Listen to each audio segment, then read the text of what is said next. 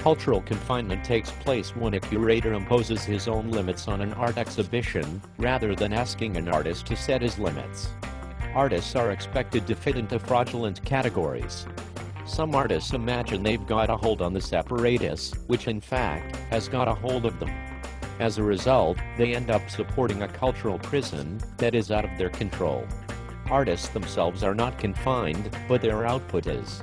Museums, like asylums and jails, have wards and cells, in other words, neutral rooms called galleries.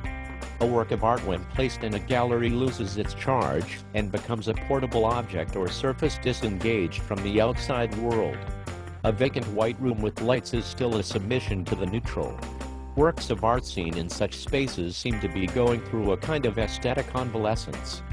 They are looked upon as so many inanimate invalids, waiting for critics to pronounce them curable or incurable.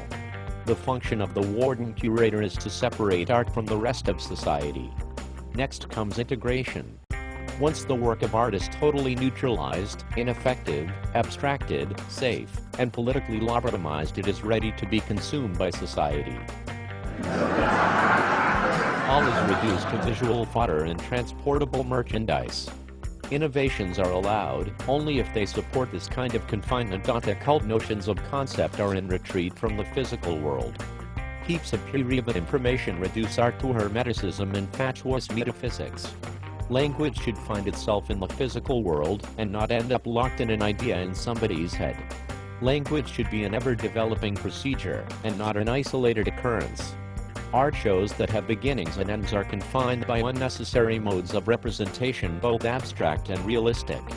A face or a grid on a canvas is still a representation. Reducing representation to writing does not bring one closer to the physical world. Writing should generate ideas into matter and not the other way around. Art's development should be dialectical and not metaphysical. I'm speaking of a dialectics that seeks a world outside of cultural confinement.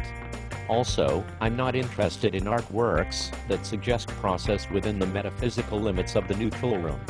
There is no freedom in that kind of behavioral game playing. The artist acting like a B.F. Skinner rat doing his tough little tricks is something to be avoided. Confined process is no process at all.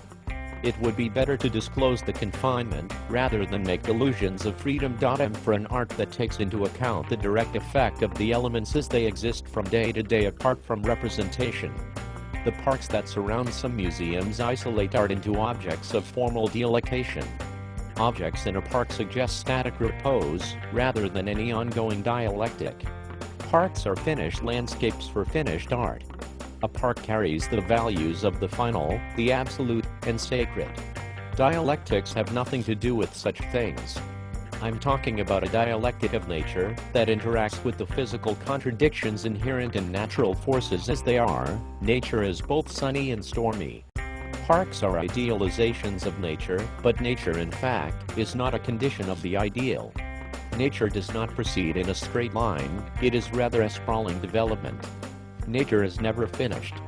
When a finished work of 20th century sculpture is placed in an 18th century garden, it is absorbed by the ideal representation of the past, thus reinforcing political and social values that are no longer with us. Many parks and gardens are recreations of the lost paradise or Eden, and not the dialectical sites of the present. Parks and gardens are pictorial in their origin, landscapes created with natural materials rather than paint. The scenic ideals that surround even our national parks are carriers of a nostalgia for heavenly bliss and eternal calmness. Apart from the ideal gardens of the past and their modern counterparts, national and large urban parks, there are the more infernal regions, slag heaps, strip mines, and polluted rivers. Because of the great tendency toward idealism, both pure and abstract, society is confused as to what to do with such places. Nobody wants to go on a vacation to a garbage dump. Our land ethic, especially in that never land called the art world, has become clouded with abstractions and concepts. Could it be that certain art exhibitions have become metaphysical junkyards? Categorical miasmas? Intellectual rubbish? Specific intervals of visual desolation? Warden curators still depend on the wreckage of metaphysical principles and structures because they don't know any better. the wasted remains of ontology, cosmology, and epistemology still offer a ground for art. Although metaphysics is outmoded and blighted, it is presented as tough principles and solid reasons for installations of art. The museums and parks are graveyards above the ground, congealed memories of the past that act as a pretext for reality. This causes acute anxiety among artists, insofar as they challenge, compete, and fight for the spoiled ideals of lost situations.